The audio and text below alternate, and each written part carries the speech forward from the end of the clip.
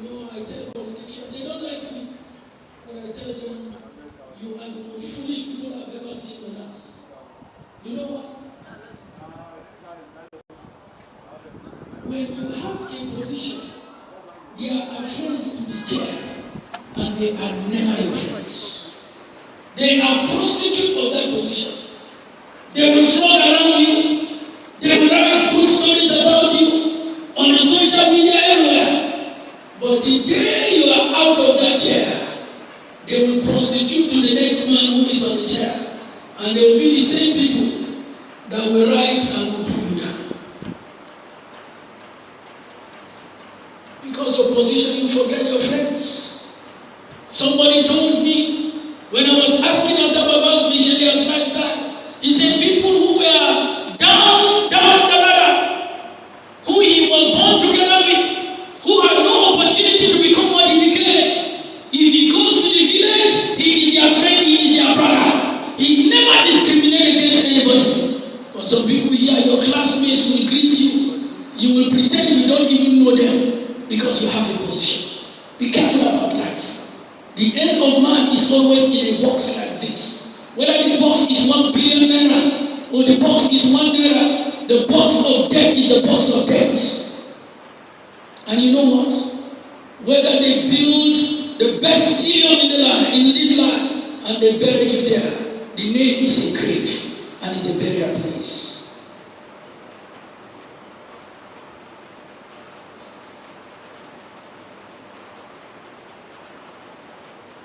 He was a man of sacrifice.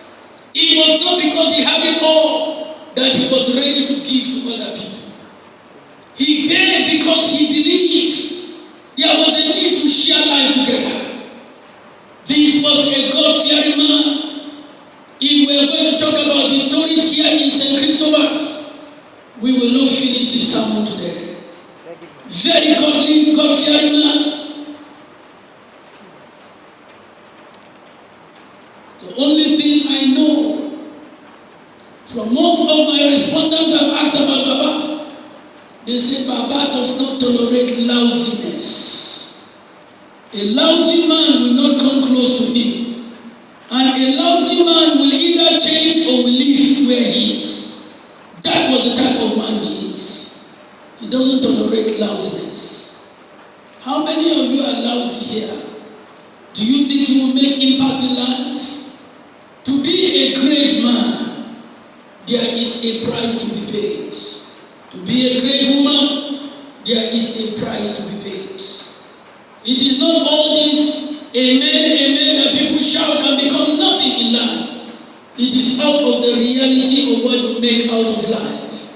When life throws obstacles at you, what do you do with them?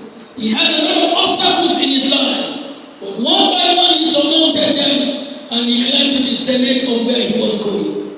My heart desire and prayer, as we look at the legacies of this great man, I pray that when obstacles come our life, we will surmount them one after the other. Our testimony will be clear by the time we are out of this life. The reality of death. From Hebrews chapter 9 verse 27 where we read, this simple verse is talking about reality of death. Reality number 1 in that verse, he said it is appointed. It is appointed. What is that supposed to tell us today? It is supposed to tell us that death is unavoidable. That's the reality of death. Whether you are a president or not, whether you are a billionaire or not, whether you are educated or not, whether you are influential or not, everyone that is born of a woman must keep the appointment of death. Whether you like it or you don't like it, whether you are young and it is your time to go. You know, somebody came to me and said, why did young people die? I said, because their time is up. You know what the Bible says in Revelation? In heaven I saw them both young and old. That means that some young people, whether we like it or not, will pass away.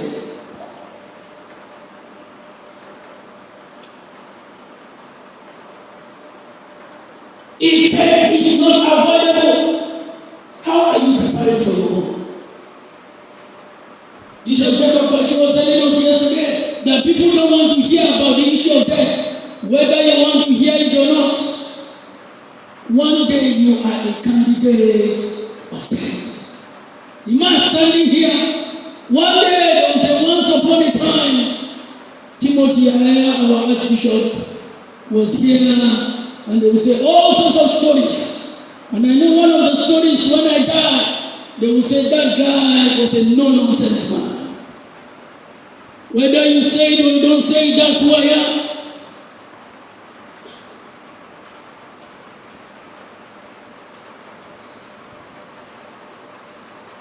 The obvious have been seen in this verse of the Bible. Death is an appointment. Yet today, we live as if death will never come to pass. You know, when I see people decorating themselves, I remember how many times I've gone to the mortuary and I watch people. I say, is it not this one that lasted 10 hours in the saloon? Where is the saloon today? Is it not this one that have all sorts of boxes full of clothes, shoes everywhere as if it is a boutique? How many shoes do you wear at death? Is it not this one that when you see mirror, you'll be looking at mirror? So that if it is time to go to church, they will be late looking at mirror. Can they look at mirror when they are in the mortuary? One of his wishes was that the be the undertakers that will carry his dead body. And when he was asked why, he said, the reason is the best doctors could not save me. That is why I died. And the message is, doctors don't save. It is God that saves. You are no exception, brother. I'm no exception. You know, at times when people die, say, as that one was not smart enough, that is why he died. No matter how smart you are, you cannot be smarter than Alexander the Great. I was tempted today to preach totally Alexander the Great, but I decided because there is no exception here.